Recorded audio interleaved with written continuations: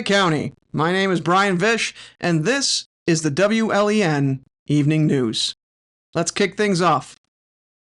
3 downtown events are set for June in Tecumseh, including Ferry and Pirate Day on June 21st and the expanded Sun and Sand Festival on June 18th and 19th. Ferry and Pirate Day will feature 34 businesses with children eligible for prize drawings if they visit 17 shops. Sun and Sand includes a $27,000 budget for sand sculptures, a pet parade, food trucks, and a street party. Team is contributing $6,000 toward the event. Organizers are asking for volunteers to help with Friday and Saturday night for teardown efforts. Apple Umpkin Festival changes were also confirmed during the team meeting. With nearly 240 vendors, antique booths will be dropped, and vendor stalls will shift to South Ottawa Street. Vendor parking will move to the former Monster truck lot. The team committee approved its bylaws and will finalize board member elections next month at their July 3rd meeting. More updates are expected then. Lenawee County officials are exploring new ways to keep construction debris out of local landfills, with permitting reforms on the table as a potential solution. At the recent county commissioner meeting, waste management staff flagged construction materials as a major contributor to landfill volume. Much of it is considered recoverable. To address the issue, the county is considering adding language to building permits that would encourage or even require contractors to divert salvageable materials such as scrap metal, wood, and other reusable waste. Solid Waste Program Coordinator Julie Maurer had this to say. We don't have anything in mind. We may not even do it, but while we are talking about writing these plans, it might be one of our sessions that may be something we discuss. We probably would bring in a contractor too to talk about like how feasible is this, because I know a lot of them have limited space. That was Solid Waste Coordinator Julie Maurer.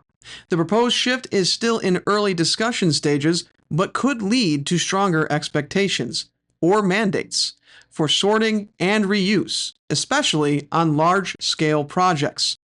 Officials acknowledge that while space and time on job sites can be tight, the environmental and economic cost of sending reusable materials to landfills is too high to ignore. The Lenawee County's spring scrap tire collection brought in over $3,000 and filled a trailer and a half with discarded tires, all without a single complaint about the $4 per tire fee. This year's event saw a smaller turnout than last spring, but the cost offset was worth it. Without state grant funding, the county implemented a flat fee and enforced a 10-tire limit to keep the operation under control. One man attempted to unload 40 to 50 tires and unfortunately was turned away. After a brief traffic hiccup early in the day, the event ran smoothly. Volunteers from First Tee pitched in, and one grateful resident returned on a second trip with donuts for the crew. It wasn't the biggest haul, but it was clean, calm, and covered. Trexton's busted garage doors almost cost taxpayers $2,000. Instead, airport staff grabbed parts from Lowe's and did the job themselves, completing the repairs for just under $700.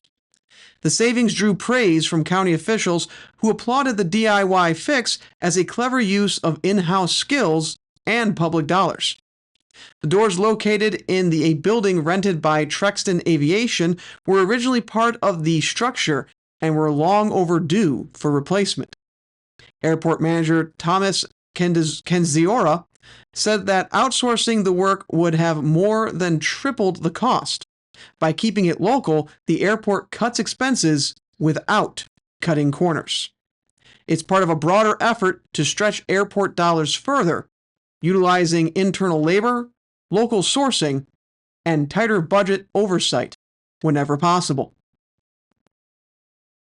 Now let's look at your Thursday evening forecast here in Lenawee County.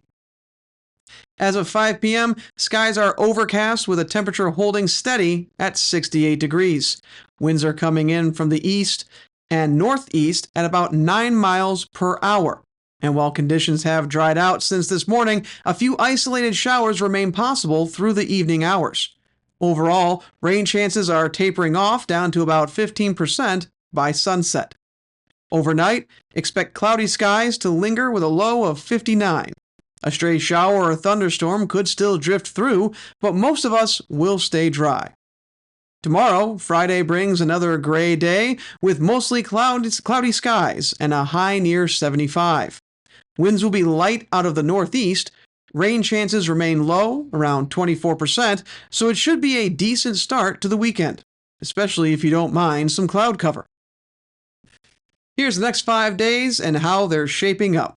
On Saturday, morning sun gives way to afternoon clouds with a high of 78 and a low of 56. On Sunday, partly cloudy skies during the day with a chance of showers late, a high of 77 and a low of 59. Monday is mostly sunny early with a few afternoon clouds, a high of 77, low of 57. And Tuesday is a mix of sun and clouds with a high around 74. So while we're stuck under a stubborn cloud blanket for now, a few brighter days are on the horizon. That's your WLEN weather report. Now, back to the news. TCA launches a $50K fundraiser for safety and stage upgrades. The Tecumseh Center for the Arts is raising over $50,000 to match a private donor's pledge. The goal is to fund critical renovations to stage rigging and fire-retardant curtains. Event coordinator Amy Sloop is leading the TCA fundraising effort. The donor will match every dollar raised, doubling the value up to $100,000. Upgrades include new curtains and repairs to the fly rail system used for performances. The campaign is open to the public, and all donations are eligible to be matched. Work is expected to begin in the upcoming fiscal year once funding has been secured. Michigan State University Extension is offering a free 6-week course this summer designed to help individuals learn the basics of cooking for one. The Cooking for One class series will run on Wednesdays from June 11th through July 23rd at the MSU Extension Demo Kitchen here in Adrian. Classes take place from 10 a.m. to noon with no session on July 2nd. The program is geared towards people living alone for the first time, including young adults, seniors, and busy professionals.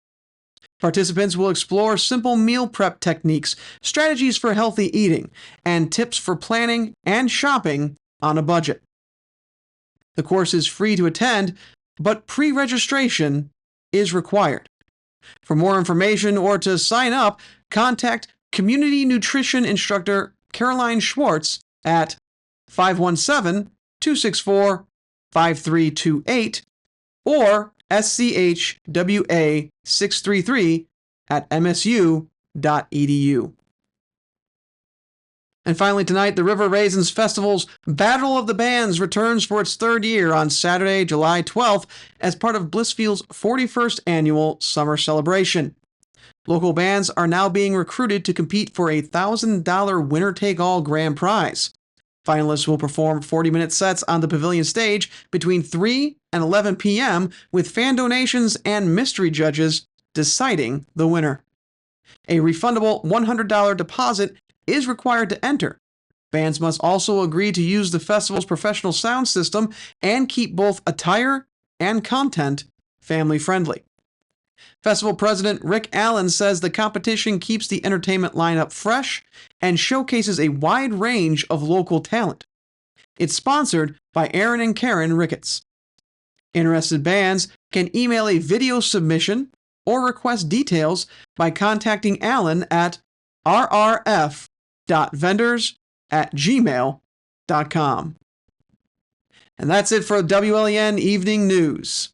I'll see you tomorrow, Lenawee.